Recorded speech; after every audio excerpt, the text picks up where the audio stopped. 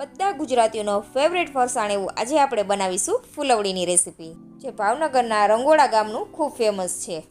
રંગોળા ગામ જાય એટલે બધા લોકો આ ફરસાણ તો ખરીદતા જ હોય છે. તો આને આપણે ઘરે એકદમ સિમ્પલ રીતે બનાવીશું, ઝારાના ઉપયોગ વગર. ફૂલવડીનો લોટ બાંધવા માટે આપણે અહીંયા એક મોટું વાસણ લીધું છે. તેની અંદર 4 ચમચી લાલ કશ્મીરી મરચું, 4 ચમચી ખાંડ, 4 ચમચી ક્રશ કરેલા આખા ધાણા, 4 ચમચી સફેદ તલ, 1 ચમચી આખી વરિયાળી. આ બધા મસાલા ફૂલવડીની અંદર ખૂબ જ સરસ ટેસ્ટી લાગે છે.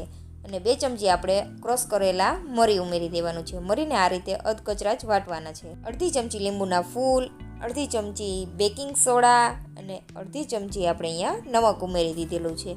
અને 1 ચમચી હિંગ ઉમેરી દઈશું. અને અડધો કપ આપણે અહીંયા તેલનું મોણ આપી દેવાનું છે. અહીંયા આપણે 100 ગ્રામ દહીં લેવાનું છે. દહીંને સરસ એવું આપણે ફેટી લેશું.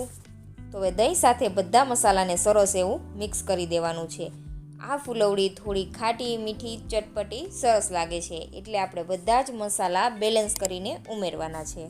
હજુ સુધી ફ્રેન્ડ્સ તમે ચેનલ ઉપર નવા છો અને ચેનલ સબસ્ક્રાઈબ નથી કરી તો ઝડપથી જાઓ, ચેનલ સબસ્ક્રાઈબ કરી લો અને આ વિડીયો તમારા ફ્રેન્ડ્સ ફેમિલી મેમ્બરમાં શેર કરી દેજો. બધા મસાલાને આપણે અહીંયા દહીં સાથે સરસ મિક્સ કરી લીધા છે. તો હવે આપણે અહીંયા ચણાનો લોટ લેવાનો છે. ચણાનો લોટ થોડો કરકરો આવે છે તે લેવાનો છે. ફૂલવડી માટે હંમેશા તમારે કરકરા લોટનો જ ઉપયોગ કરવાનો છે. તો અહીંયા આપણે 500 ગ્રામ ચણાનો લોટ લીધો છે.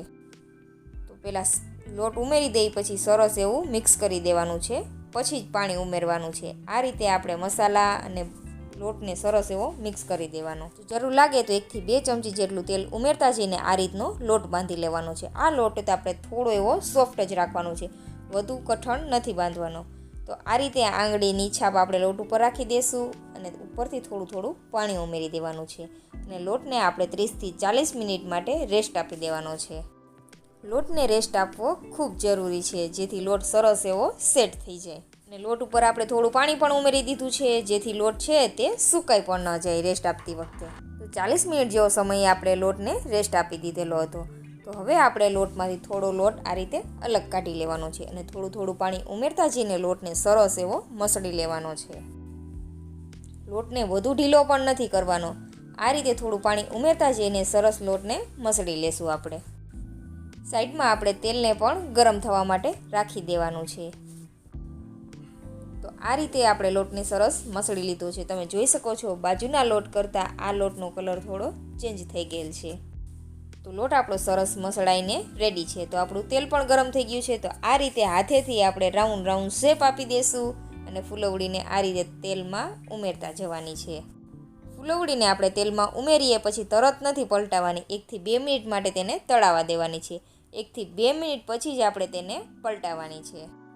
હજુ સુધી ફ્રેન્ડ્સ તમે ચેનલ ઉપર નવા છો તો ઝડપથી જાઓ, ચેનલ સબસ્ક્રાઈબ કરી લ્યો, જેથી આપણે તમારા માટે નવી રેસીપી જલ્દી લઈ આવીએ. તો ફૂલવડીને તળતા આપણે 7 થી 8 મિનિટ જેવો સમય લાગે છે અને મીડિયમ ફ્લેમ ઉપર તળવાની છે, કારણ કે નોર્મલ ગાંઠિયા કરતાં આ ફૂલવડી થોડી થિકનેસ જાડી હોય છે એટલા માટે.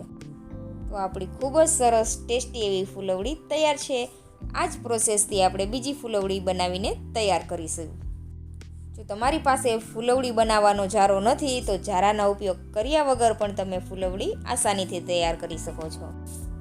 તો ખૂબ જ સરસ ટેસ્ટી એવી આપણી ફૂલવડી તૈયાર છે. તો ગરમા ગરમ ફૂલવડીને તમે ચા સાથે સર્વ કરો.